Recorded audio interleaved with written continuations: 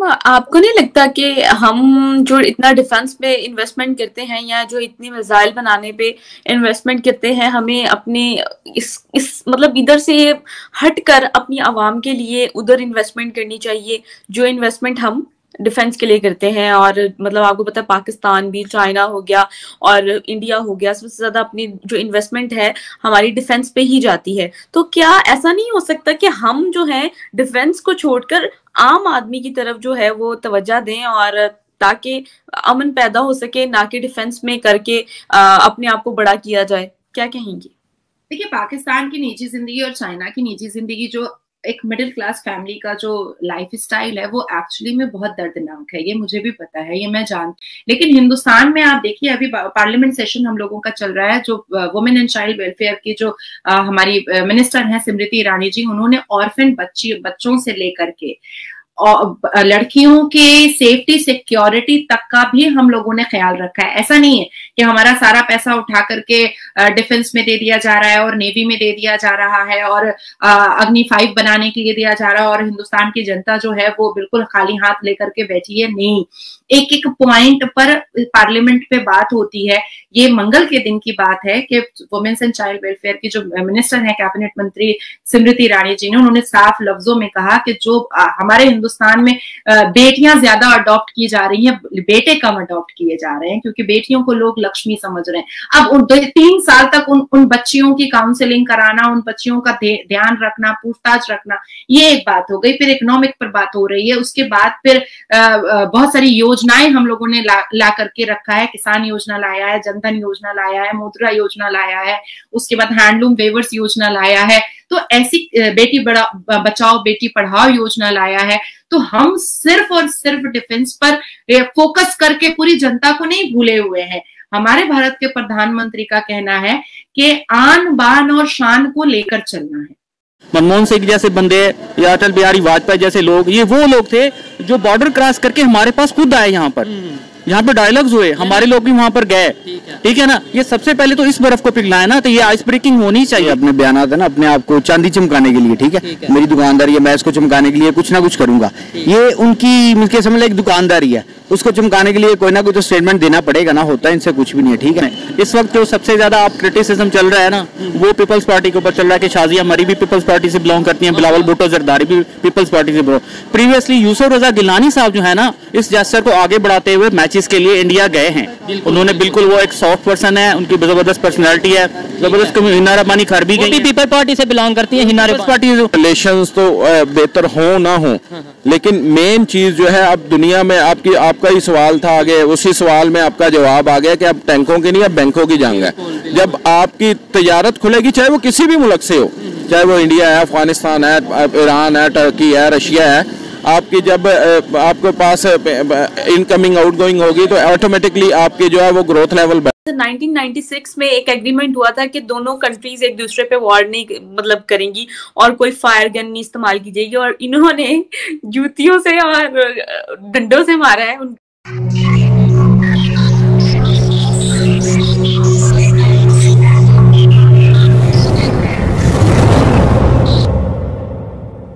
आज मैं जिस टॉपिक पर वीडियो रिकॉर्ड करने जा रहा हूं, टॉपिक ये है कि गुज़िश्ता कुछ दिनों से पाकिस्तान और इंडिया के मिनिस्टर्स के दरमियान सख्त स्टेटमेंट का तबादला चल रहा है। कभी यूनाइटेड नेशन में ये चीज़ हमें नजर आती है देखने को, और कभी पाकिस्तान के एक मिनिस्टर शाजिया मरी जिन्होंने स्टेटमेंट दी है भारत को, उन्होंने पॉइंट आउट करते हुए कि भारत ये चीज़ मत भूले कि पाकिस्तान एक न्यूक्लियर स्टेट है। इस हवाले से पाकिस्तान की पब्लिक से बात करेंगे कि क्या भारत न्यूक्लियर स्टेट नहीं है, और सेकेंडली ऐसी स्टेटमेंट देने से हमारे नेबर कंट्री के साथ रिलेशन मजीद खराब होंगे या बेहतर होंगे।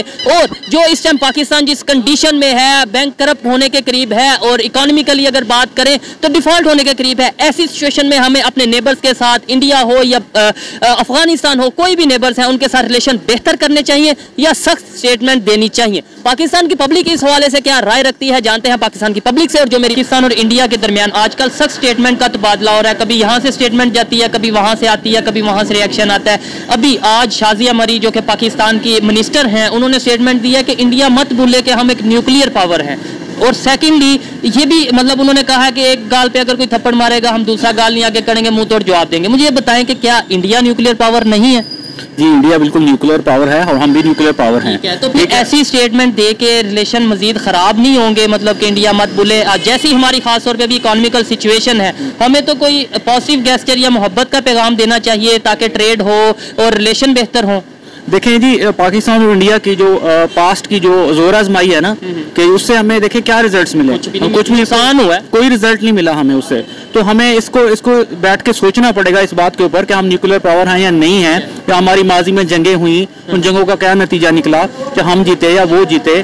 तो उससे हम जो भी जीते वो जीते हम जीते, नुकसान तो फिर भी जंग में तो नुकसान ही नुकसान है। देखिए हमें ये देखना पड़ेगा, सोचना पड़ेगा कि हमारा खित्ता जो है ना किस तरफ जा रहा है। अगर हमने अपनी इकोनॉमी बेहतर करनी है, अपने ट्रेड को बेहतर करना है, और अगर इन सारी चीजों के साथ लिंक्ड होता है हमारा माशरा और हमारा इन्वायरमेंट जो होता है, सोसाइटी जो है, अगर हमने अपनी सोसाइटी को अपग्रेड करना है, हमें सारे इन जो है ना पॉलिटिकल इश्यूज के ऊपर जो है ना इसके ऊपर सोचना पड़ेगा। और हमें जो है इस तरह के लोगों को आगे लेकर आना पड़ेगा कि जिनकी सिफारतकारी जो है दुनिया के अंदर मानी हुई है। जबरदस्त, बिल्कुल जी। देखें हमारा एक्सपीरियंस होता नहीं अगर अभी, अच्छा यहाँ पर ही जो इंडिया के फॉरेन मिनिस्टर हैं डॉक्टर जयशंकर, वो वहाँ के कॉम्पिटिटिव एग्जाम वगैरह क्लियर कर चुके हैं, मतलब काफी एक्सपीरियंस रखते हैं। हमारे जो उनसे फॉरेन मिनिस्टर हैं बिलावल भुट्टो, उनका एक्सपीरियंस भी आपके सामने है, या जो भी है वो आपके सामने है। क्या कहते हैं कि हमें क्यों नहीं अपने माजी से ही क्यों नहीं हम सीख लेते कि यार अब हमें ये नफरतों से, नफरत के नाम पे, मतलब किसी से नफरत करके वोट लेने की बजाय मोहब्बत करके वोट लेने, ये बात छोड़ देते हैं कि भाई अटल बिहारी साहब आए या फिर मनमोहन सिंह साहब आए या फिर नरेंद्र मोदी साहब या वाजपेयी साहब, जो भी आए, ये बताएं वहां से फिर भी कोई ना कोई तो आए। यहाँ से स्पेशली पॉजिटिव गेस्चर लेकर इन पाकिस्तान से इंडिया कौन से हमारे प्राइम मिनिस्टर या कौन से हमारे मिनिस्टर स्पेशल इस काम के लिए गए? देखिए मेरी बात सुने, हम तो फिर भी जाते हैं, हम वहां जाके भी थ्रेट कर देते हैं। वो पता है मैच में भी हमने जाके बोला कि हम आपको सरप्राइज देने वाले हैं जब हमने एटम बम को वो करना था। देखिए पाकिस्तानी क्या चाहते हैं, इंडिया के साथ रिलेशन बेहतर नहीं चाहते आप? इंडिया के साथ हम बिल्कुल रिलेशनशिप बेहतर चाहते हैं। देखें वार जो होती है, वार के अंदर बहुत सारे जो है ना चीजें उसकी कुर्बानी देनी पड़ती है। उसके अंदर देखें, उसके अंदर बहुत सारे आपका पैसा लगेगा, इकोनॉमी आपकी लगेगी, सर्च होगी, वो उसका मकसद कुछ भी नहीं निकलेगा। तो उसके मुकाबले में अगर हम डायलॉग्स करें, उसके अगर हम ट्रेड करें तो ये बहुत ज्यादा बेहतर होगा दोनों के लिए। पाकिस्तान की मोस्टली पब्लिक, खास तौर पे अगर एजुकेटेड पब्लिक की बात की जाए तो वो यही चाहते हैं कि ट्रेड खुले, हम आपस में तल्लुकात को बेहतर करें। नफरतों से 75 साल में हमने कुछ हासिल तो किया नहीं जो अब हम हासिल कर सकते हैं, और जो इनकी ओपिनियन है काफी हद तक मैं उसे एग्री करता हूं। अच्छा लगा आपसे बात करके। मुझे ये बताएं कैसे बेहतरी आ सकती है, कैसे मतलब मैं और आप मिलकर पाकिस्तान के रिलेशन न सिर्फ इंडिया से बल्कि दूसरे जितने भी कंट्री हैं जिनके साथ हमारे रिलेशन खराब है, इवन अफगानिस्तान से, ईरान से हमारे खराब है, कैसे बेहतर कर सकते हैं? देखिए इसमें पॉजिटिविटी सबसे पहले लानी पड़ेगी, हमें एक दूसरे से सीखना पड़ेगा। मैं एग्जांपल देता हूं कि 60-70s तक जो इंडिया है हमारा, इंडिया के अंदर जो है ना ये जो कोका कोला ब्रांड है, स्प्राइट ब्रांड है, ये सारी चीजें, ये चीजें नहीं थी। उनके पास एक लोकल सोडा बनता था, वो लोकल ब्रांड्स को इस्तेमाल करते थे। ये लेटर ऑन न्यूक्लियर पावर के चक्कर में और दूसरी चीजों के चक्कर में ये वेस्टर्न कंट्रीज ने जो है ना हमें एक लॉलीपॉप दिया कि जी आप पहले ये चीजें खरीदें, बाद में हम आपके साथ दूसरी चीजों का ट्रेड करेंगे। तो इंडिया के जो लोग थे ना वो उस वक्त तक अपने मुल्क परस्त थे जब तक उनको ये बाहर की चीजों की जरूरत नहीं पड़ी। तो एक हद तक वो हमसे ज्यादा अपने मुल्क की चीजों के ऊपर रिलाय करते रहे। अभी भी वो मेरे ख्याल से हमारे से ज्यादा रिलाय करते हैं अपने कंट्री की चीजों पे, अपने प्रोडक्ट्स पे। अगर आप ऑटोमोबाइल इंडस्ट्री की बात करें या ओवरऑल आप बात करें इंडस्ट्री की, मेड इन इंडिया की बात करें, तो as compare to made in Pakistan वहां पर वो ज्यादा प्रमोट करते हैं मेड इन इंडिया। देखिए एक टाइम तक आप देखें कि इंडिया के अंदर इस्तेमाल होने वाली जो गाड़ियां थी ना उनका क्या स्टैंडर्ड था, वो बहुत एक एवरेज स्टैंडर्ड की गाड़ियां थी। अब जो है इंडिया ने उस ट्रेड को बढ़ाया। अच्छा, आप तो बिजनेस करते हैं यहाँ पे मार्केट में, आपको ज्यादा बेहतर पता होगा कि हमारी जो इकोनॉमी की सिचुएशन है वो क्या है। इस सिचुएशन में हमें अपने नेबर्स के साथ तल्लुकात को बेहतर करना चाहिए, हमें स्टेटमेंट पॉजिटिव गेस्चर देने चाहिए, या फिर इस तरीके से स्टेटमेंट देनी चाहिए कि हम एक एटॉमिक पावर हैं, हम न्यूक्लियर पावर हैं, हम ये करेंगे, हम वो करेंगे।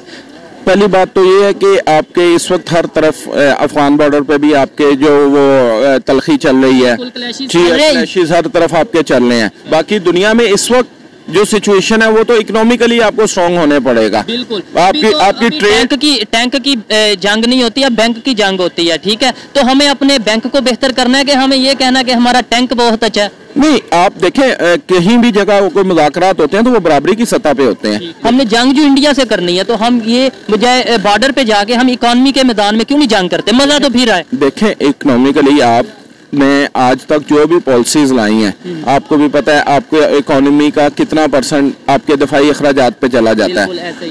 आप जो वो डेफिसिट्स है वो आप कवर्स नहीं कर सकते। प्याज देखें 210 रुपए किलो है।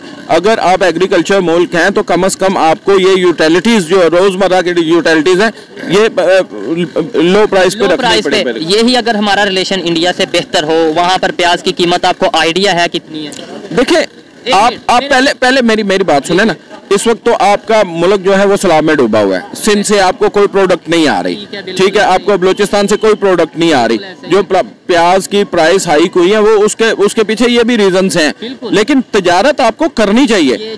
तिजारत तो आपको बॉर्डर्स पे, आपको किसी भी मुल्क है, कोई भी मुल्क है, आपके नजरियात अपनी जगह है। तो हमारी गवर्नमेंट को ये बात क्यों नहीं समझ आती कि अवाम महंगाई की वजह से परेशान है, पाकिस्तान की पब्लिक महंगाई की वजह से रो रही है, मतलब उन्हें कारोबार नहीं मिल रहा। आपको पता है कि हमारे हुक्मरान कहाँ से चलते हैं, ठीक है, जब तक वहाँ से ग्रीन सिग्नल नहीं आएगा तो आपके ये मामलात, मियाँ साहब पिछली जो गवर्नमेंट थी मियाँ साहब की 2018 वाली, आपको पता है वो उनका जो क्लैशेस भी मेन यही था कि इंडिया से हमने जो है वो क्रॉस बॉर्डर जो है वो बिजनेस करना है। जब आप बिजनेस करेंगे तो आपकी इकोनॉमी तो ऑटोमेटिकली बेहतर होगी, इकोनॉमी बेहतर होगी, इसके अलावा हमारे रिलेशन बेहतर होंगे। जब जहाँ पे पैसा इन्वेस्ट हुआ होता है वहाँ पे मजबूरन हमें रिलेशंस तो बेहतर हो ना हो, लेकिन मेन चीज जो है अब दुनिया में आपका ही सवाल था आगे, उसी सवाल में आपका जवाब आ गया कि अब टैंकों की नहीं अब बैंकों की जंग है। जब आपकी तजारत खुलेगी, चाहे वो किसी भी मुल्क से हो, चाहे वो इंडिया है, अफगानिस्तान है, ईरान है, टर्की है, रशिया है, आपकी जब आपके पास इनकमिंग आउटगोइंग होगी तो ऑटोमेटिकली आपकी जो है वो ग्रोथ लेवल बढ़ेगा। और जब आपका ग्रोथ लेवल बढ़ेगा तो लोगों के वे ऑफ स्टाइल भी बढ़ेगा और हमारा जो पाकिस्तान का ओवरऑल इमेज है वो बेहतर होगा। वो तो देखें ऑटोमेटिकली बात है ना। वो तो जब का नाम यासिर, क्या करते हैं? ये माल रोड पे बिजनेस है हमारा, शूज का। ठीक है, बिजनेस करते हैं। अब मैं जिस टॉपिक पे वीडियो रिकॉर्ड कर रहा हूँ, टॉपिक ये है कि गुज़िश्ता कुछ दिनों से पाकिस्तान और इंडिया के जो मिनिस्टर हैं उनके दरमियान सख्त स्टेटमेंट का तबादला हो रहा है। कभी यहाँ से सख्त स्टेटमेंट जाती है, फिर वो वहाँ से रिएक्शन देते हैं। अभी आज पाकिस्तान की मिनिस्टर हैं, पीपल पार्टी से वो बिलोंग करती हैं, शाजिया मरी, उन्होंने इंडिया को ये मतलब वार्न करते हुए बोला है कि हम एक न्यूक्लियर, मतलब पाकिस्तान एक न्यूक्लियर स्टेट है और हम जो है वो मतलब एक जारहाना करेंगे अगर कोई भी हमारे साथ कुछ करना चाहेगा। क्या कहना चाहेंगे जो हमारी इकोनॉमिकल सिचुएशन है, इस टाइम हम डिफॉल्ट होने के करीब हैं, इस टाइम हमें अपने हमसायन कंट्रीज के साथ ताल्लुकात अच्छे रखने चाहिए या इस तरीके से स्टेटमेंट देनी चाहिए? ये जो बयानात है ना, ये तो बड़े अरसे से हम सुनते आ रहे हैं, ठीक है। ये जो स्टेटमेंट उसने दी है ना, तो ये तो बड़े मजे की बात करते भी फिर हम कुछ नहीं, बस होता कुछ भी नहीं है, बस ये अपने बयानात है ना, अपने आप को चांदी चमकाने के लिए, ठीक है। मेरी दुकानदारी है, मैं इसको चमकाने के लिए कुछ ना कुछ करूंगा। ये उनकी मुझे समझ एक दुकानदारी है, उसको चमकाने के लिए कोई ना कोई तो स्टेटमेंट देना पड़ेगा ना, होता है इनसे कुछ भी नहीं है, ठीक है। रही बात हमारी मुईशत की, मुईशत तो नीचे है, नीचे से नीचे आती जा रही है, ठीक है। यही तो टॉपिक है कि बजाय हम ये कह देते, ये स्टेटमेंट देते कि भाई इस टाइम हमारी सिचुएशन ठीक नहीं है, तो हम नेबर्स के साथ मिलके काम होना चाहिए। हमारी मुईशत नीचे है, ठीक है, हमारी इंपोर्ट बंद की है, हमारा माल नहीं आ रहा इंपोर्टेड बाहर से ना। इंडिया से अगर बात करें वहां से भी इस टाइम इंपोर्ट एक्सपोर्ट बंद, हाँ, इंपोर्ट एक्सपोर्ट बंद हुई है। बाहर से जो हमारी बाहर से माल आता है इंपोर्टेड, वो भी हमारा बंद हुआ पड़ा हुआ है, ठीक है। इनको मिलके काम करना चाहिए, ठीक है, प्यार से, मोहब्बत से, दोस्ती के साथ, इत्तेफाक के साथ, इत्तेफाक के साथ आगे जा सकते हैं हम। तो हम तो नीचे पहले नीचे और नीचे आ जाएंगे, और क्या होगा, और नीचे आ जाएंगे, बिल्कुल। क्या कहना चाहेंगे कि अगर कोई ऐसी स्टेटमेंट देता है, चाहे वो पाकिस्तान की तरफ से हो या इंडिया की तरफ से हो, देखें ऐसे मोहब्बतें कम होंगी, नफरतें मजीद बढ़ेंगी या नहीं? नफरत तो बढ़ेंगी, देख ले, डेफिनेटली बात है, ठीक है। अब हमारी मोशन बिल्कुल डाउन है, ठीक है। इनको जो प्यार मोहब्बत से काम करे, गरीब तर है, ठीक है, अमीर है वो अमीर तर होता जा रहा है, जो इन्वेस्टर इन्वेस्ट कर नहीं रहा, ठीक है, हमारी मोशन नीचे आ चुकी है। तो हम तो मेहनत से काम कर रहे हैं, लेकिन जो गरीब है वो गरीब ही रह जाएगा, ठीक है। मुल्क हमारा ऐसे तरक्की नहीं करेगा।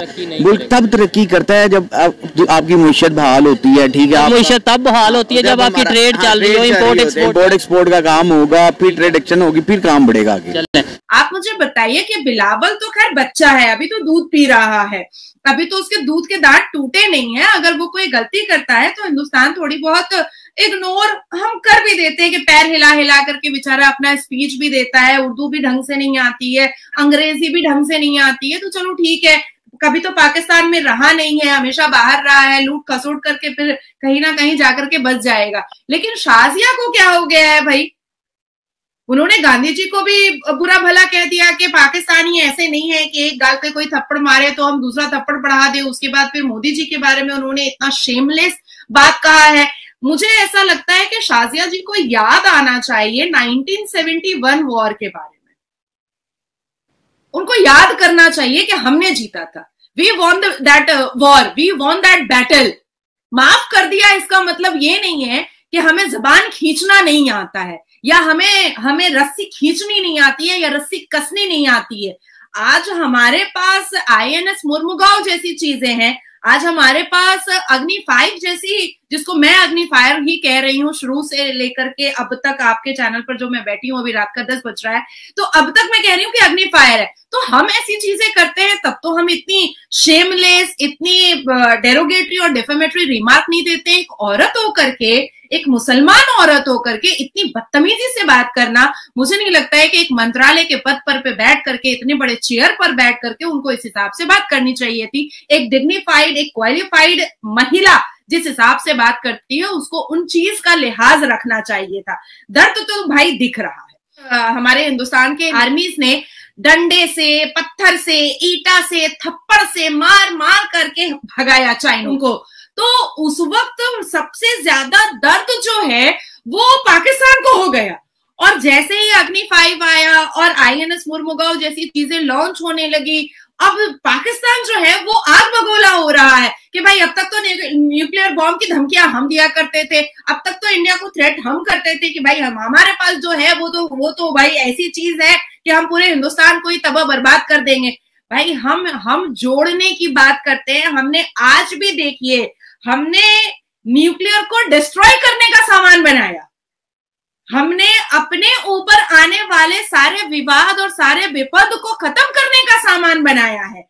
हमने अग्नि 5 बनाया है जो एक इतिहास रच दिया है कि सिर्फ आज नहीं काम आएगा, आने वाले हमारे पीढ़ी दर पीढ़ी को भी काम आएगा। INS मुर्मुगांव में राजनाथ सिंह ने साफ लफ्जों में कहा है कि इतिहास है ये कि हमारी आज की सेफ्टी के लिए नहीं है, आने वाले पुश्तों की सेफ्टी के लिए भी है। अग्नि 5 के बारे में जहां तक बात है कि हमने साफ देखा है कि पहला ब्लास्टिक कॉन्टिनेंटल एक ऐसा अग्नि 5 आया है जो पहले कभी आया ही नहीं था।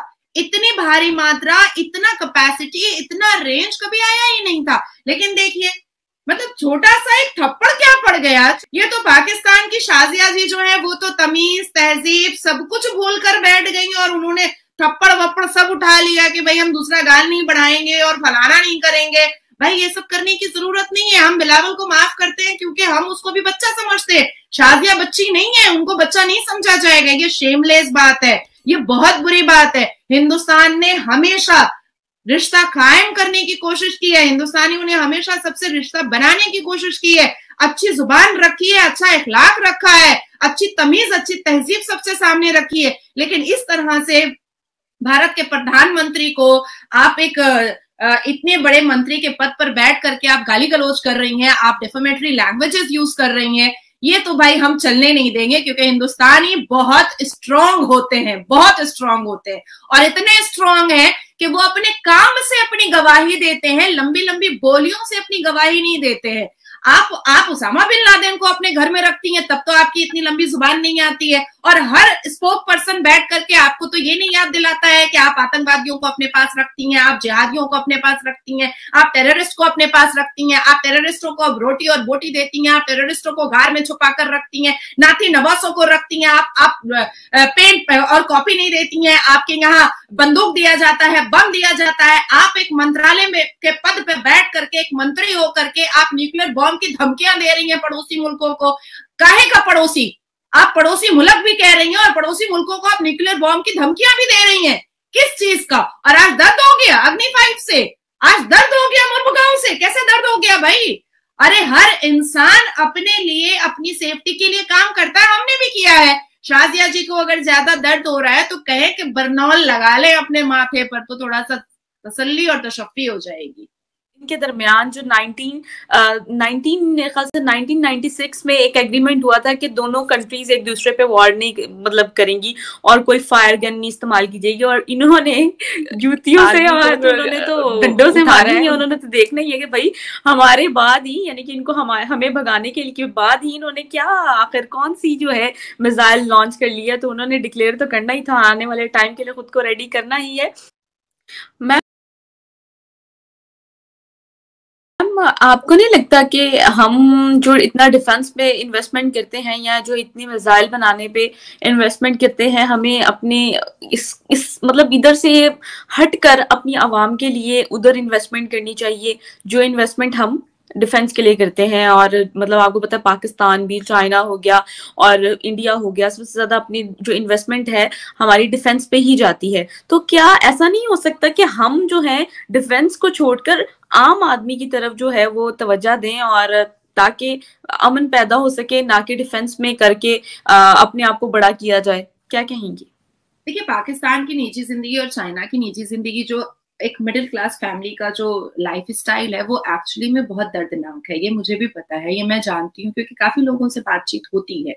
चाइना के लोगों से तो नहीं होती है बहुत ज्यादा, लेकिन इकोनॉमिकल ग्राफ हम लोगों को देखना पड़ता है। लेकिन पाकिस्तान के तो बहुत सारे लोगों से बातचीत होती है, तो उनका जो एक दर्द है वो हम लोग मिडिल क्लास फैमिली का, वो हम लोग समझ पाते हैं। लेकिन हिंदुस्तान में आप देखिए, अभी पार्लियामेंट सेशन हम लोगों का चल रहा है, जो वुमेन एंड चाइल्ड वेलफेयर की जो हमारी मिनिस्टर हैं स्मृति ईरानी जी, उन्होंने ऑर्फन बच्चों से लेकर के और लड़कियों के सेफ्टी सिक्योरिटी तक का भी हम लोगों ने ख्याल रखा है। ऐसा नहीं है कि हमारा सारा पैसा उठा करके डिफेंस में दे दिया जा रहा है और नेवी में दे दिया जा रहा है और अग्नि 5 बनाने के लिए दिया जा रहा है और हिंदुस्तान की जनता जो है वो बिल्कुल खाली हाथ लेकर के बैठी है। नहीं, एक एक पॉइंट पर पार्लियामेंट पे बात होती है। ये मंगल के दिन की बात है कि वुमेन्स एंड चाइल्ड वेलफेयर की जो मिनिस्टर है, कैबिनेट मंत्री स्मृति ईरानी जी ने, उन्होंने साफ लफ्जों में कहा कि जो हमारे हिंदुस्तान में बेटियां ज्यादा अडॉप्ट की जा रही हैं, बेटे कम अडॉप्ट किए जा रहे हैं, क्योंकि बेटियों को लोग लक्ष्मी समझ रहे हैं। अब 3 साल तक उन बच्चियों की काउंसलिंग कराना, उन बच्चियों का ध्यान रखना, पूछताछ रखना, ये एक बात हो गई। फिर इकोनॉमिक पर बात हो रही है। उसके बाद फिर बहुत सारी योजनाएं हम लोगों ने ला करके रखा है। किसान योजना लाया है, जनधन योजना लाया है, मुद्रा योजना लाया है, उसके बाद हैंडलूम वेवर्स योजना लाया है। तो ऐसी बेटी बचाओ बेटी पढ़ाओ योजना लाया है। तो हम सिर्फ और सिर्फ डिफेंस पर फोकस करके पूरी जनता को नहीं भूले हुए हैं। हमारे भारत के प्रधानमंत्री का कहना है कि आन बान और शान को लेकर चलना है। जनता हमारा परिवार